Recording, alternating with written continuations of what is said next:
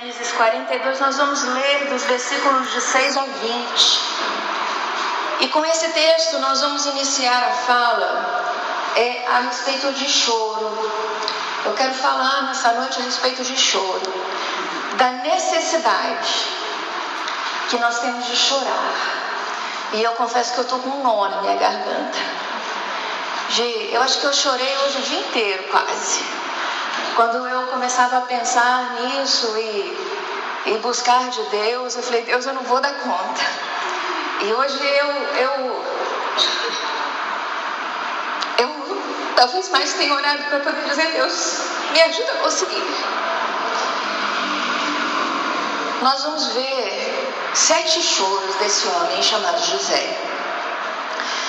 E a cada choro que nós vamos conhecer dele nessa noite, eu quero entender no meu coração que essa ação da parte de Deus que fez essa terapia tão profunda nessa família possa se mover com liberdade aqui, e de que o nosso coração possa receber esse bálsamo, essa profundidade de unção da parte de Deus sobre a vida de cada um de nós, de que a mesma cura que foi manifesta na vida de José naquele tempo possa ser manifesta na nossa vida, na vida da sua família, na vida do povo de Deus, em nome de Jesus. Diz assim no texto, a partir do versículo de número 6.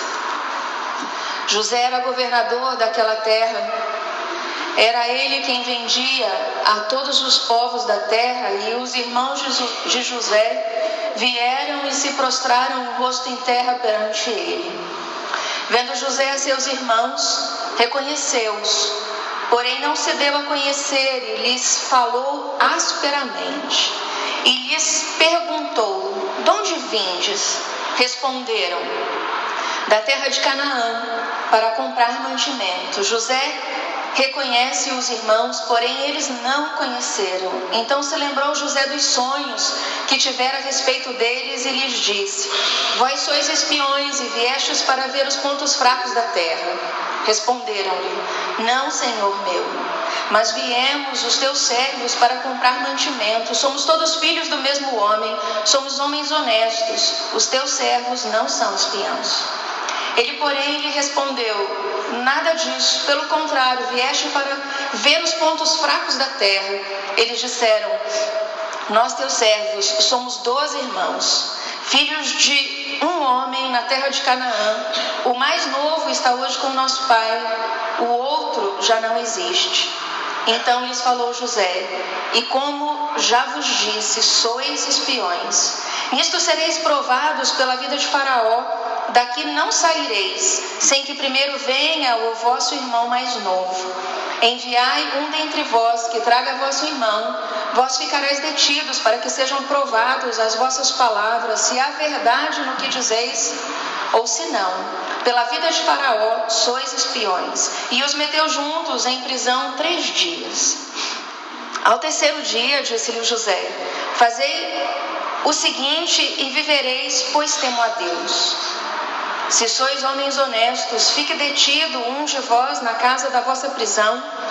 Vós outros ide, levai cereal para suprir a fome das vossas casas, e trazei-me vosso irmão mais novo, com o que serão verificadas as vossas palavras, e não morrereis. E eles se dispuseram a fazê-lo. Então disseram uns aos outros, na verdade, somos culpados no tocante do nosso irmão, pois lhe vimos a angústia da alma quando nos rogava e não lhe acudimos. Por isso nos vem essa tamanha ansiedade. Queridos, talvez exista uma cultura, não sei se brasileira, de onde veio isso, talvez exista dentro de nós ainda, em especial do sexo masculino, essa coisa interna, o inconsciente de dizer que homem não chora. Já ouviu alguém dizendo isso? E às vezes a gente percebe mesmo de que os homens seguram, disfarçam, dá uma voltinha cá, outra lá, muda de assunto, solta um riso frouxo, vergonhoso. mas uma forma, independente de onde ela venha, que dificulta essa manifestação de choro. As mulheres, da via de regra, elas são mais choronas, com todo respeito, assim, né? Nós somos mais choronas mesmo. E isso tem um lado muito bom. A hora que eu começar aqui, eu quero falar um pouquinho dessa questão fisiológica do choro, né, do quanto isso é de Deus para a nossa vida. Talvez a gente tenha recebido alguns benefícios físicos e emocionais de que muitas vezes os homens não têm recebido. Mas independente de onde veio, ouça essas informações a respeito do choro que eu vou trazer, e de que seja uma forma de você se permitir ver o choro de uma forma diferente. O choro não é uma manifestação vergonhosa, o choro não é algo que demonstre fraqueza, o choro não é algo que vá dar aos outros a habilidade de nos julgar se estamos tristes ou culpados ou afligidos. Não. O choro é algo divino. O choro, ele tem, fisicamente falando, fisiologicamente falando, o choro traz benefícios para nós. Essa aguinha que corre pelo nosso rosto, as lágrimas, elas são semelhantes ao suor do nosso corpo. Todas as vezes que nós suamos, nós eliminamos toxinas. E é uma forma do nosso corpo eliminar aquilo que não é saudável em nós. E quando nós choramos, quando as lágrimas escorrem ao nosso rosto, nós estamos fazendo essa limpeza emocional das toxinas, aquilo que de alguma forma entrou, gerou um mal e ficou estabelecido. Tem um relato de um cientista que eu quero contar para você, que diz o seguinte: uma universidade no estado de Minnesota, que estuda os efeitos da nossa lágrima, fez um estudo e avaliou o sistema imunológico e os níveis de estresse e os níveis de raiva e o humor daqueles que tinham a habilidade de chorar um pouco mais. E os que choravam melhoravam de humor 90% deles. 90% daqueles que foram avaliados depois do choro, eles tinham uma melhora considerável no seu humor. Estes avaliados também tiveram um fortalecimento no seu organismo. Foi reduzido as taxas de colesterol, foi reduzido as taxas de estresse. Quando nós choramos, diz a ciência, de que os altos níveis de magnésio, potássio e prolactina, que são substâncias que ajudam respectivamente a diminuir esse colesterol ruim, também tem controle sobre a pressão arterial, fortalece o sistema imunológico do nosso corpo e todos os mecanismos de defesa de todos os nossos órgãos são revitalizados depois que nós temos um tempo de choro. Todo o efeito químico do estresse, do cansaço, da fadiga, das emoções fortes, de tudo aquilo que de alguma forma não é benéfico para nós, que possa gerar um estresse emocional, eles podem sair pelas lágrimas. E quando nós choramos, nós temos o risco de infarto, o risco de doenças neurocerebrais diminuídos de forma considerável. Isso não sou eu quem digo. Isso são dados, são pesquisas, é científico isso. E aí a gente tem um versículo no Salmo 30 que diz que o choro, ele pode durar uma noite, mas que a alegria vem pela manhã. E eu fiquei pensando nisso. Eu falei, Deus, esse choro que dura só uma noite, eu digo assim, não é uma noite, é um tempo. Essa noite é tempo. Quando nós passamos um tempo aonde nós choramos, e tem tempo assim na nossa vida, não tem? Tem tempo que a gente chora mais, tem tempo que a gente ri mais. Quando nós passamos por esse tempo de choro, seja por que razão for, nós vamos ser renovados em um tempo de alegria. Existe tempo para todas as coisas, diz a palavra. inclusive tempo de chorar. E o tempo de riso, ele é posterior ao tempo de choro. Queridos, essas toxinas, esse estresse, essas enfermidades, às vezes chegam em nós em um tempo precoce, simplesmente porque nós, seja por que razão for, nós tolimos isso. O choro, a lágrima de rolar nos nossos olhos. Esse texto que a gente leu de Gênesis 42 conta a história que inicia os choros de José. Nós vamos ter ali no versículo 24 o primeiro choro dele, que diz assim: retirando-se dele chorou, depois tornando-lhe falou, tomou a Simeão dentre eles e algemou na presença deles. Queridos, então a gente está vendo aqui José, um homem que diante de uma situação que estava dentro dele há muito tempo, guardado de rejeição, de mágoa, de traição, de abandono, de indiferença, de ser colocado dentro de um buraco, enfim, de ser considerado como um nada. Tudo isso guardado dentro dele durante tanto tempo. Quando ele tem a primeira oportunidade de tratar essas situações cara a cara, é óbvio que ele podia ter tratado isso com antecedência a sós com o Senhor. Mas ele não fez. E eu penso de que nós cristãos, nós temos muitas oportunidades diariamente de resolver as nossas pendências a sós com o Senhor. Mas muitas vezes nós não o fazemos. E às vezes Deus então coloca a situação diante de nós do confronto ou do conflito ou da prova mesmo, para fazer com que então esse movimento de cura, essa ação terapêutica de Deus seja estabelecido sobre a nossa vida.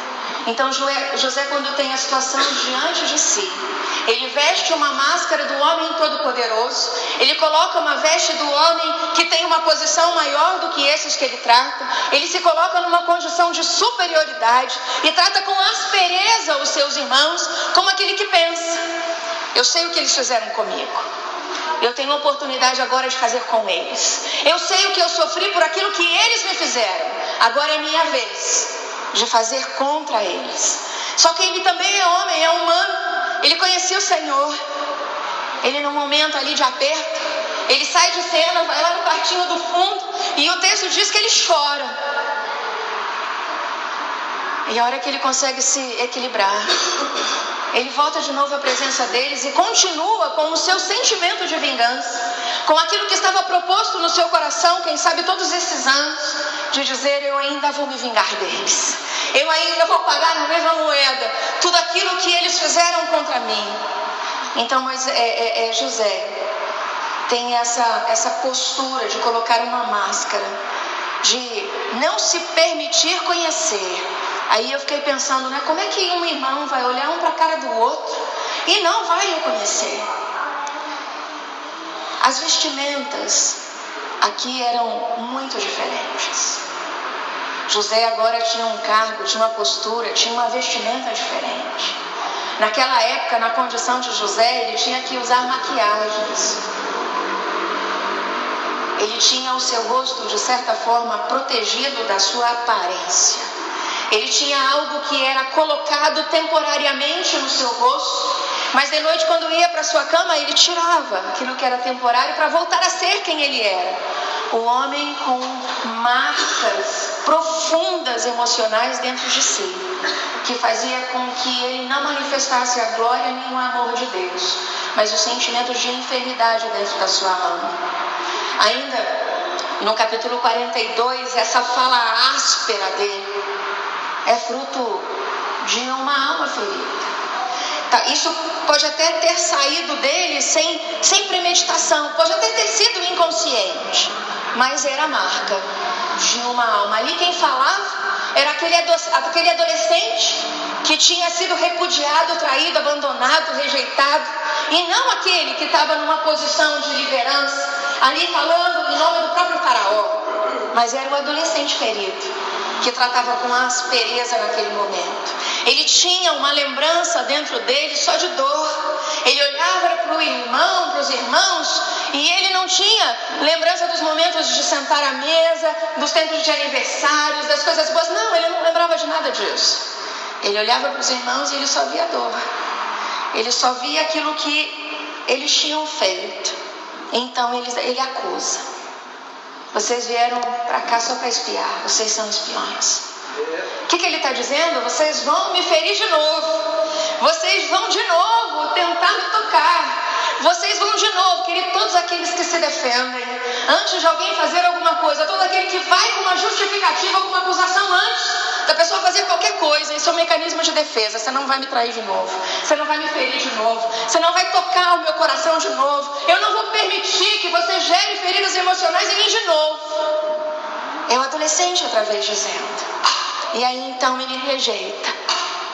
Vão lá para a prisão. Me deixa ter um tempo. Eu não quero olhar para vocês. Eu não quero conversar com vocês. Vão lá 3 dias na prisão. Eu preciso recuperar o meu fôlego. Eu preciso ter condição de pensar.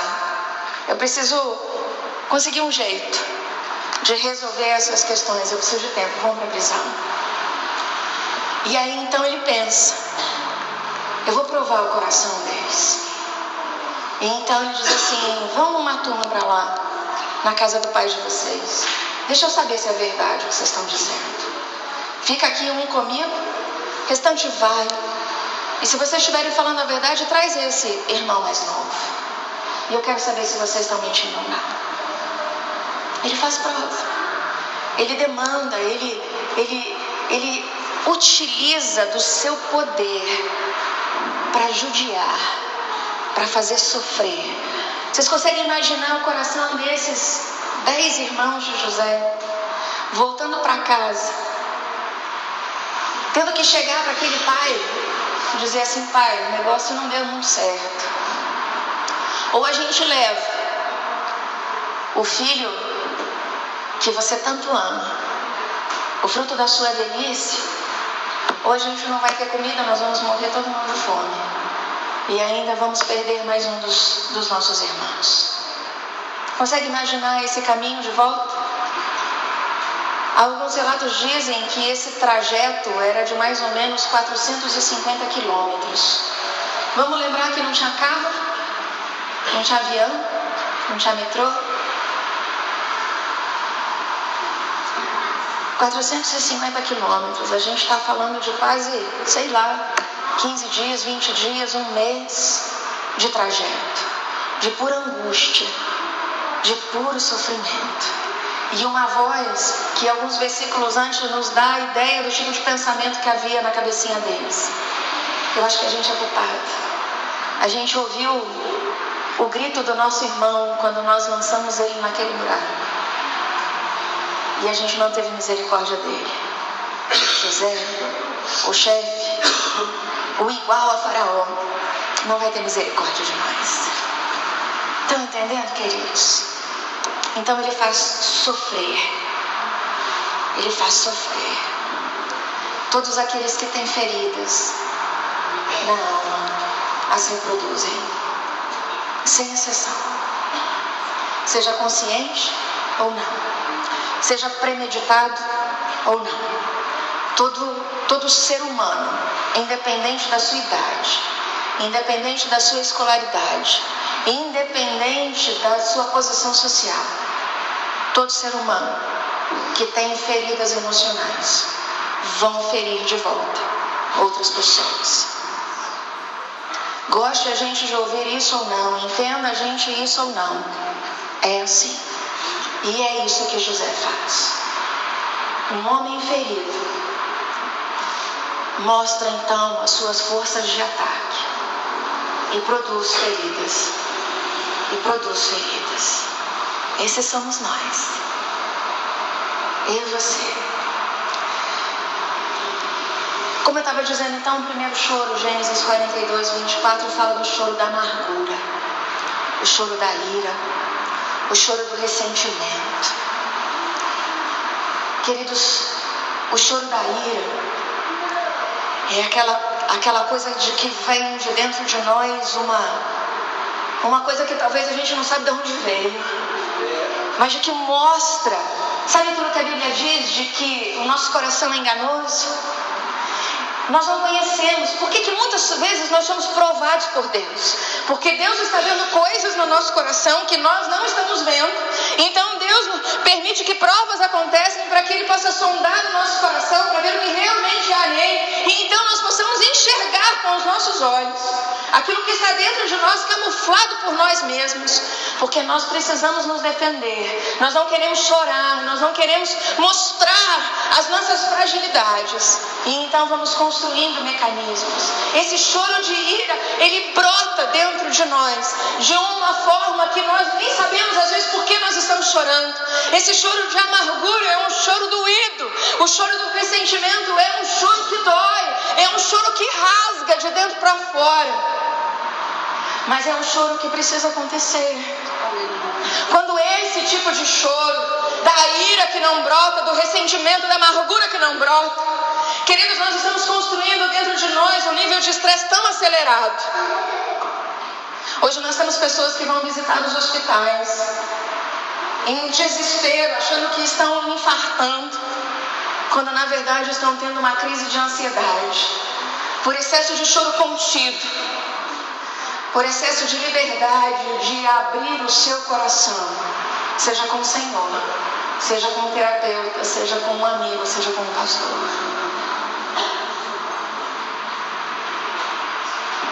Homens, não é feio chorar. Adolescente, não é feio chorar. Meninas, minhas irmãs, não é feio chorar. E às vezes esse choro, nós precisamos permitir que ele venha com um rasgar do nosso coração. E eu não consigo imaginar um coração sendo rasgado sem um grito. Eu não estou dizendo que agora nós vamos ficar parecendo uma banda de loucos, eu não estou dizendo nada disso. Mas eu quero influenciar você a pensar na sua condição emocional, na forma com que você tem reagido com as pessoas, precisando se defender, se justificar, e até o desejo de que as pessoas sofram porque você sofreu. Meu Deus. Gênesis 43, de 29 a 30, a gente vai até, na verdade, aí, muitos capítulos à frente, você não precisa ler, mas de que você se permita ler em casa. Amém? Se eu pudesse dizer assim, né? Na terça-feira na escola de obreiro eu dou muita tarefa.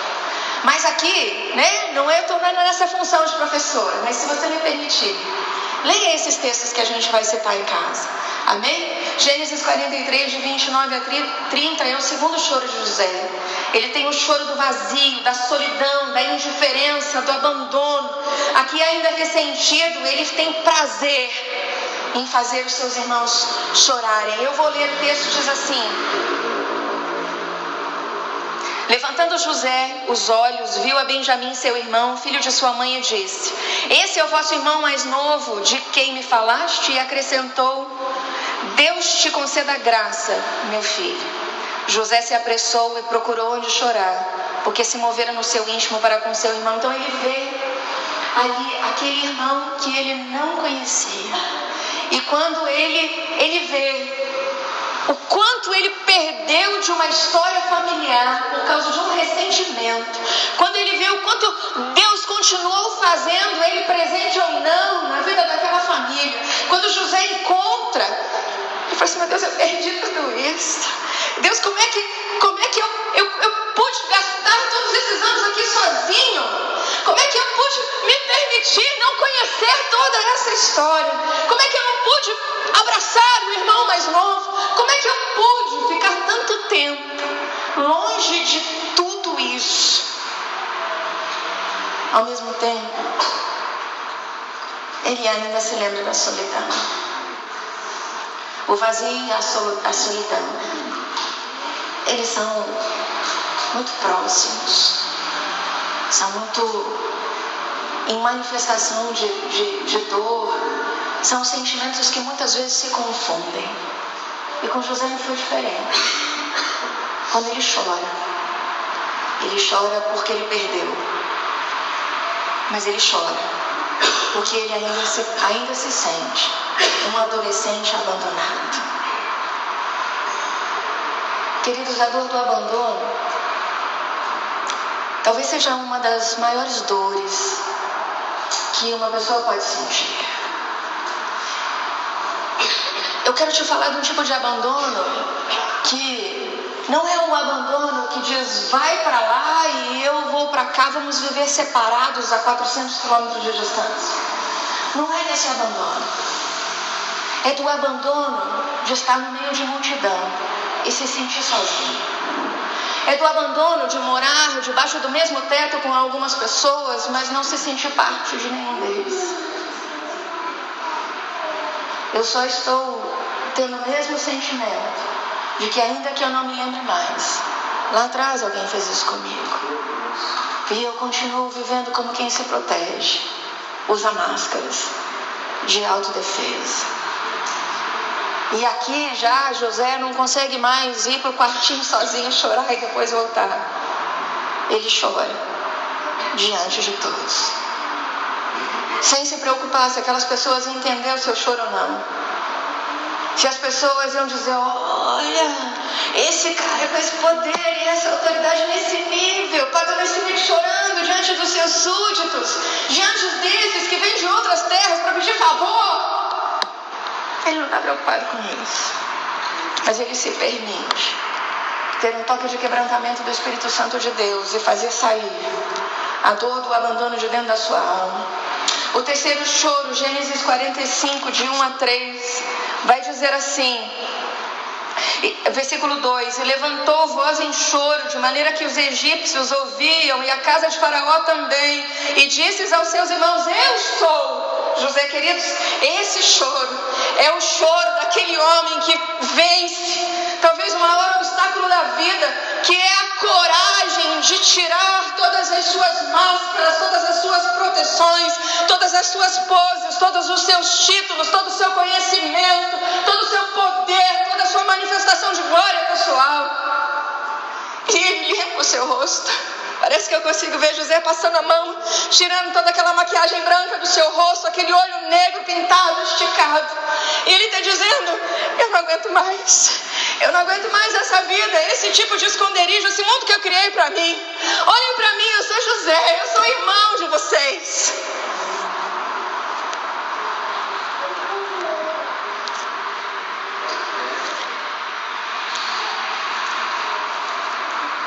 O dia que eu entendi, a gente pode adorar a Deus? Pode? Alguém pode me socorrer aqui? Você pode ficar de pé, levantar sua mão no céu e adorar o Senhor?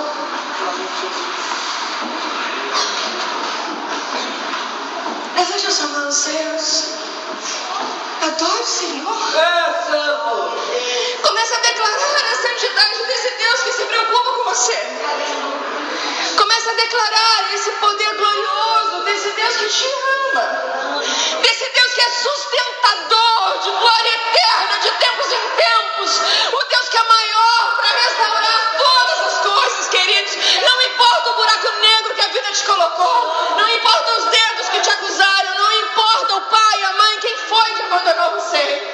Importa que esse Deus de ação de cura, esse Deus que restaura, que faz novas todas as coisas, diz, filho, eu tenho tudo o que você precisa, até as lágrimas fui eu que botei dentro de você, para que você possa pôr tudo para fora por causa delas, para que você possa sair diante de você tudo aquilo que te adoece.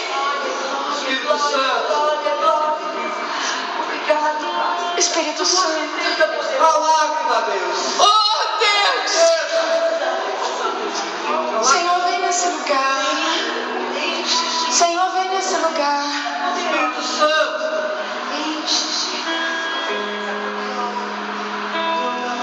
Levante a sua mão se você puder.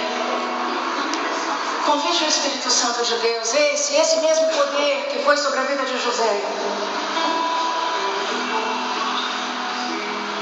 Não se preocupe com quem está do seu lado.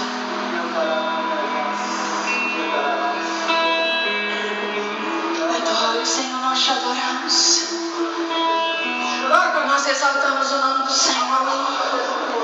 Exaltado és, Deus.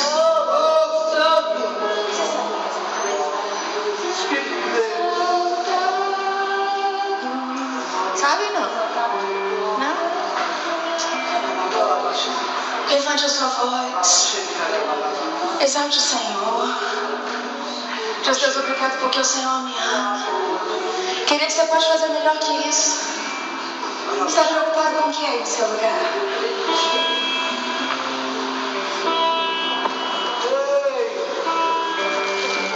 Adoramos a Ti, Jesus. Te exaltamos, Deus.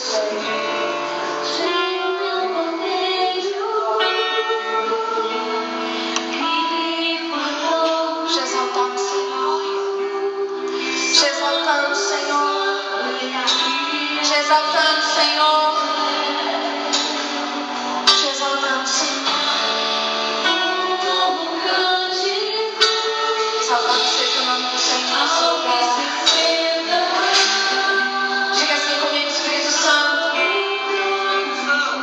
Te dou liberdade, Espírito Santo, de mover o meu coração de acordo com o teu coração.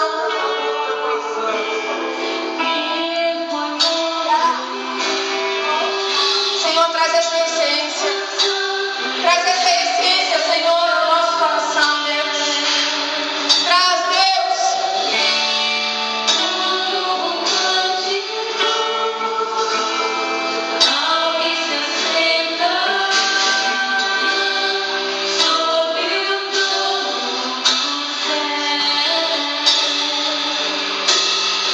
Esse choro, você pode se sentar. Esse choro de José é o choro que libera a dor. Sem esse choro que tira as máscaras, que se dá a oportunidade de se mostrar, de dar nome às coisas. Sem esse choro não existe cura.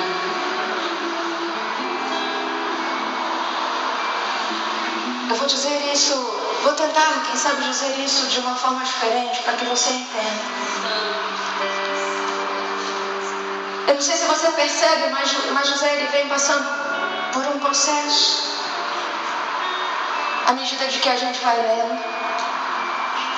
E chega um momento em que José se posiciona no meio de tudo isso. E ele diz assim: o que vocês fizeram não cabe a mim. Não quero mais me vingar. Sou eu que não aguento mais isso. Eu decidi que eu vou tirar de mim essa máscara e eu vou sair dessa posição de autoproteção, de engano, de indiferença que eu criei para me proteger. E esse choro, quando a gente decide expor a nossa dor,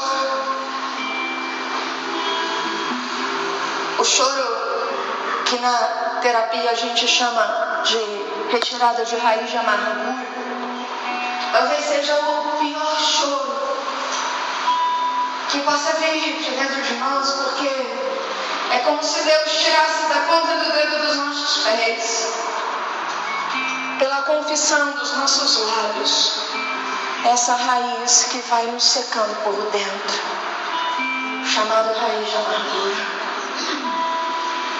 E sem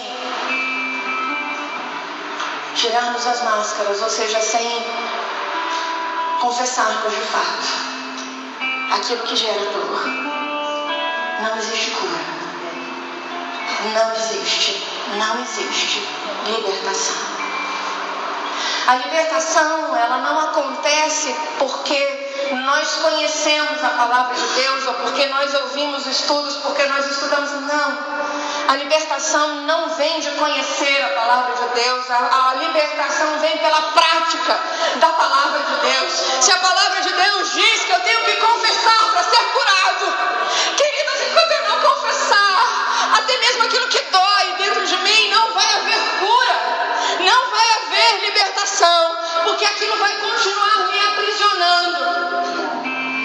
eu externalizo. Agora sou eu que tenho domínio dessa situação. E é isso que José faz. Ele tem o choro da dor. O choro dele foi ouvido nas casas vizinhas. É como se nós chorássemos aqui. O pessoal do gesso ouvisse o nosso choro. O pessoal aqui do lado ouvisse o nosso choro. Os carros que vão passar lá na rua ouvissem o nosso choro. Esse foi o choro de José. Ele se permitiu. A minha experiência não foi muito diferente. Vocês já devem ter percebido que eu sou uma pessoa geralmente controladinha, né? Mais retraída, observadora. Mas naquele dia não deu. Podia ser ouvir de longe o grito do meu choro, quando eu confessei a dor do meu coração. Deus, não me interessa o que eles fizeram. Me interessa que eu não quero mais isso. E então isso foi tirado de dentro de mim pela minha boca. Não existe uma oração poderosa que tenha esse efeito. A oração poderosa que traz esse efeito é a confissão dos nossos lábios. José se deu a conhecer, ele tira suas máscaras. E todos conhecem a sua dor. E todos conhecem a sua dor. Nós temos uma necessidade tão grande de ficarmos tão preocupados com a nossa moral, com a nossa reputação, que as pessoas não conhecem a nossa dor. E quando nós não confessamos a nossa dor, não há cura. A raiz da amargura não sai. A libertação não acontece. E é nesse momento que nós tiramos tudo de dentro de nós. Tudo que é temporário. Tudo que não é eterno. Tudo que não foi o Deus eterno quem colocou dentro de nós. Para que aquilo que é do eterno possa ter lugar dentro de nós, então, para vir habitar.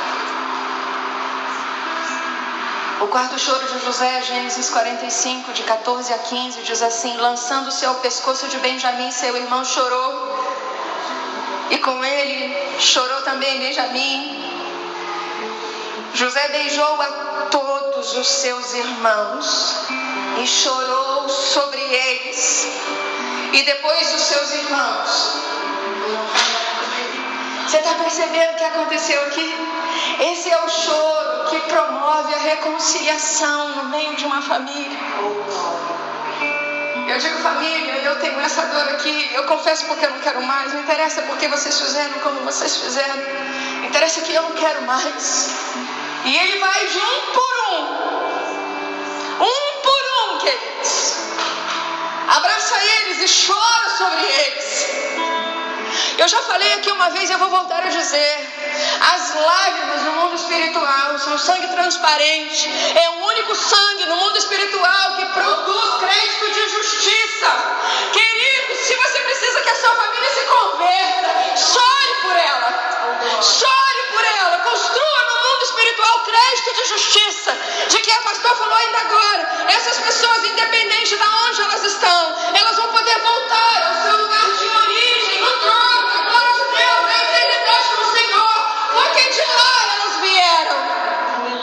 Se elas se corromperam, como eu e você, não tem problema. A cruz ainda está dentro do prazo de validade para perdoar todos nós e restaurar todos nós.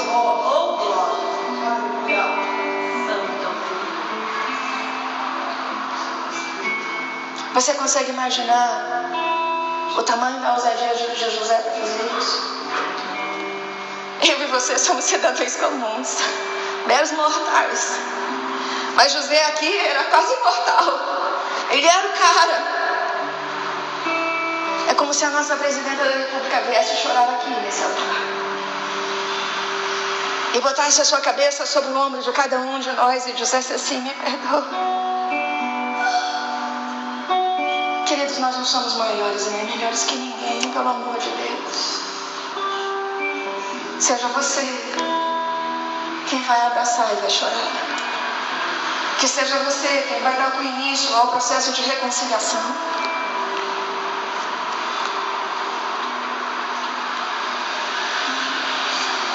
O quinto choro de José, Gênesis 46, 29. Apresentou-se, lançou no meu pescoço e chorou por longo tempo. Então José tira suas máscaras, se deixa conhecer, se reconcilia com seus irmãos. Obviamente ele teria que voltar para casa. Ele vai ao encontro do seu pai. E ele se coloca diante do pai dele, sobre ele. E ele chora por longo tempo. Longo tempo. Esse choro é o choro que diz: meu Deus, como eu pude perder tanto tempo. Senhor, como eu pude me permitir tanto tempo de separação. Senhor, como é que eu pude deixar de abraçar por tanto tempo? Querido, será que isso só acontece lá com José? Às vezes dentro das nossas famílias, dentro dos nossos lares. O bom dia já é de atravessado. As pessoas se cruzam dentro dos lares e não se olham. Não perca tempo de abraçar. Não perca tempo de dizer que você ama. Não perca tempo para pedir perdão. Nem se for aquele perdão assim por crise de consciência. Eu acho que está tudo certo, mas acho que tem alguma coisa, porque a gente nunca sabe como as pessoas recebem as coisas. Me perdoa. Vem cá, vamos abraçar. Recentemente eu descobri mais um motivo do sinal vermelho no trânsito. A gente pensa que o sinal vermelho de trânsito é para parar os carros. E eu aprendi recentemente que o sinal vermelho lá no trânsito serve para te dar a oportunidade de abraçar quem está no carro com você. Toda vez que o sinal vermelho aparecer, independente de quem seja, que seja no carro com você, na moto, abraça, beijo. É Deus dizendo: para tudo e ame. Para tudo, restaure. Para tudo, beija. Gente, sinal vermelho de trânsito é para beijar. É para beijar e beijar muito. Aproveite os sinais da vida. Aproveite as oportunidades que Deus está te dando. E José, então, tem o seu quinto choro. O choro do tempo perdido de separação. O sexto choro, Gênesis 50, versículo 1. Eu já vou encerrar. Então José se lançou sobre o rosto de seu pai e chorou sobre ele e o beijou. José não teve muito tempo de viver com seu pai no tempo de restauração. E ele agora tem o choro do luto, de ter perdido definitivamente aquilo que em outro tempo ele tinha perdido. Mas agora ele tem o choro da morte. Era costume. Sabe quantos dias José chorou pelo seu pai? 70 dias. 70 dias. Você pode ler, está escrito aí. 70 dias, como era de costume naquela época. A gente está falando de uma grande e intensa lamentação. Nós estamos falando de um pranto. Sabe o que eu entendo aqui, queridos? De que Deus para nós, para mim e para você, não hoje está falando de uma morte física, não. Deus está falando de nós chorarmos o luto. O luto, na verdade, nós não só passamos pelo processo de quando alguém morre. Não. O luto, ele acontece na nossa vida todas as vezes que nós perdemos alguma coisa. Perder o emprego gera luto. Mudar de casa gera luto. Se afastar de alguém querido gera luto. Brigar com um amigo gera luto. Perder uma porção financeira gera luto. Eu entendo que Deus está dizendo assim: O que foi que você perdeu até aqui? Quantos foram os lutos que você já passou até aqui? Quantos lutos de abandono, de traição, de rejeição? Quantos foram os lutos das pessoas não entenderem que você era tão digna quanto elas? Quanto você já perdeu por não ter recebido um olhar no olho que te afirmasse? Deus está dizendo assim: o que você já perdeu? Luto é lugar de pranto, é lugar de lamento, para que o tempo do riso passe a vir. Esse tempo de luto, ele é dado 70 dias, 3 meses, é dado pela própria psicologia, pelo tempo saudável de choro. Todo luto, ainda que seja pela morte de um pai, que possa passar um período maior de 3 meses, já é considerado enfermidade emocional. José chora no tempo pelas suas perdas, as temporárias, as causadas por ele, e por uma situação irreversível agora. Existem situações na nossa vida que talvez sejam de fato irreversíveis. Talvez nós não tenhamos tempo de voltar e chorar com alguém que já se foi. Mas eu quero dizer para você que você pode fazer isso diante de Deus Pai. Ele é teu Pai. Ele é conhecedor da sua dor melhor que você mesmo. E foi Ele mesmo quem fez brotar ou existir uma água que Deus sabe de onde sai, que passa por um canal estreito, mas que tem o poder de molhar roupas. E isso tem uma razão. Deus é perfeito em todos os seus caminhos. O 7º choro, Gênesis 50, de 15 a 21, diz assim. Vou ler o versículo 17. Assim direis a José: perdoa, pois, a transgressão de teus irmãos e o seu pecado, porque te fizeram mal. Agora, pois, te rogamos que perdoe a transgressão dos teus servos, dos servos de Deus, de teu pai. José chorou enquanto lhe falava.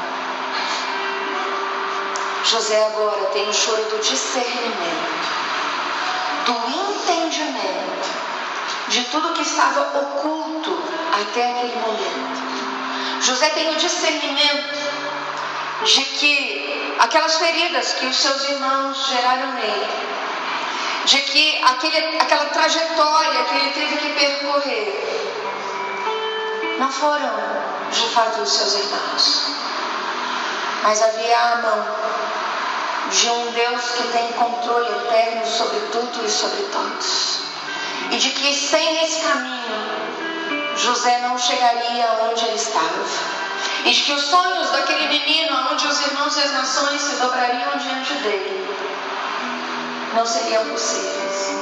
Então José tem um discernimento. Epa, eu não estava na mão de homens, eu não estava na mão de coração ruim, eu não estava na mão de sentimentos que nascem em qualquer lugar, menos no coração de Deus. José entende e ele chora o choro de quem tem discernimento da boa, perfeita e agradável vontade de Deus Todo-Poderoso. Deixa eu dizer uma coisa para você. Deus nunca errou. Deus nunca cochilou. Deus nunca sorriu enquanto um filho chorava. Em todos os momentos que nós passamos situações de que nem a gente sabe como nós conseguimos passar, Deus não estava distante. Deus não estava indiferente. Deus estava no mesmo lugar que Ele esteve quando crucificaram Jesus, no lugar de manifestação de propósitos maiores e eternos sobre a vida dos seus. Querido, se você crê na eternidade, se você crê em Deus, de que hoje você possa chorar o choro do discernimento,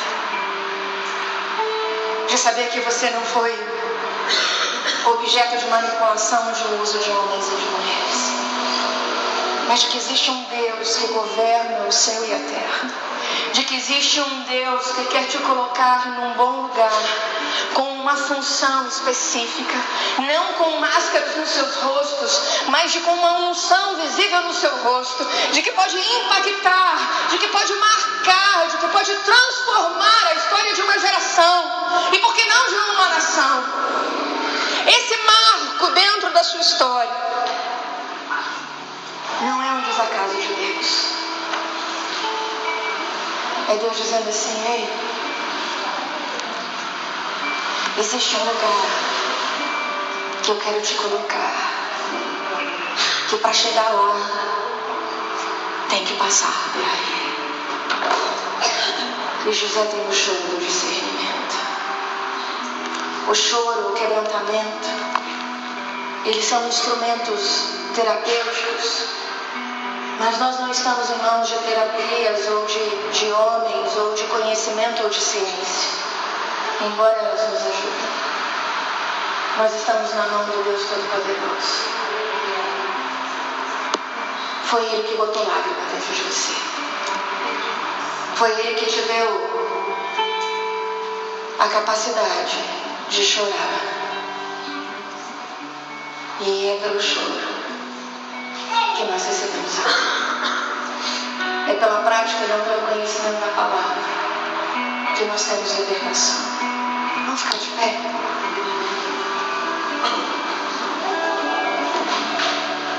Eu não sei em que estágio desse você está na sua vida,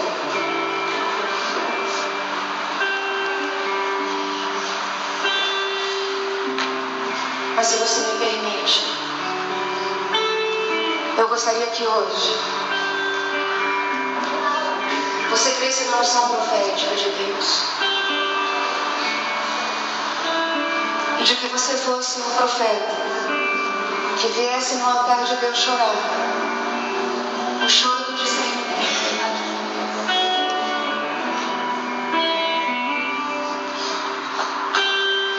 De que, queridos,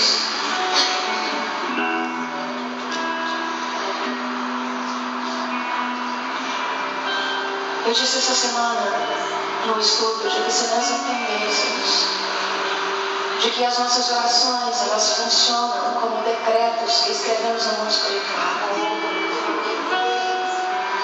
Quando nós que estamos aqui com a responsabilidade de proclamar em nome de Deus, que isso não dá uns movimentos sobre a cabeça de Deus. Queridos, nós não convidamos você no altar para que os outros entendam de que a nossa palavra foi boa de unção. Queridos, não é nada disso. Nem para te constranger. É para te dar a oportunidade de escrever um decreto no mundo espiritual a teu favor. A teu favor.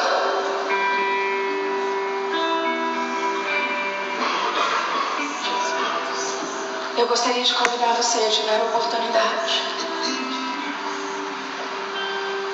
E por que você não pode construir um decreto aí no seu lugar? Porque o poder da morte e da vida, elas procedem no altar. E não em nenhum outro lugar do templo, só no altar. Vai estudar o Antigo Testamento e você vai entender isso. É no altar o poder de morte e vida da parte de Deus, de conversão, de mudar. Se você quer um decreto de que mude a história da sua vida, é no altar que você publica isso. E é com essa consciência que eu quero convidar você a escrever um decreto hoje, no mundo espiritual, sobre a tua família. Você pode ver, nós vamos ser ministrados por uma canção, e é o tempo dessa canção que você tem essa oportunidade. O nosso tempo já passou, e eu te peço perdão por isso, no nome de Jesus. Mas que você não fique preso por um relógio, mas pelo seu desejo de buscar a face desse Deus que é celestialmente maravilhoso e atinja a voz do teu coração.